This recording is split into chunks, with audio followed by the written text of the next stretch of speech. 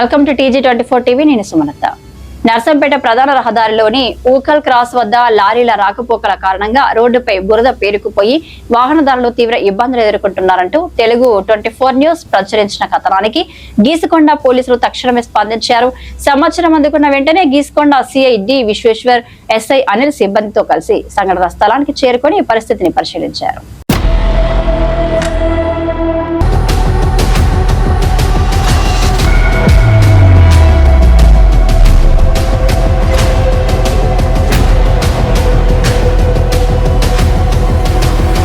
అనంతరం lorry association ప్రతినిధులు, lorry డ్రైవర్లు స్థానికుల సహకారంతో రోడ్డుపై పేరుకుపోయిన బురద మట్టిని తొలగించి రహదారిని పూర్తిగా పరిశుభ్రం చేయించారు.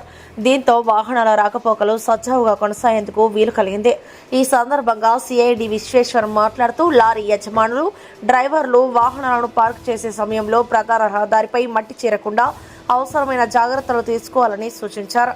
అలాగే ప్రజలు ఎక్కడైనా ప్రమాదకర పరిస్థితులు లేదా రహదారులకు సంబంధించిన సమస్యలు కనిపిస్తే వెంటనే పోలీసులకు సమాచారం అందించాలని విజ్ఞప్తి చేశారు. స్థానికులు వాహనదారుల సమస్యలపై వెంటనే స్పందించి చర్యలు చేపట్టిన గీసుకొండ పోలీసులను అభినందించారు.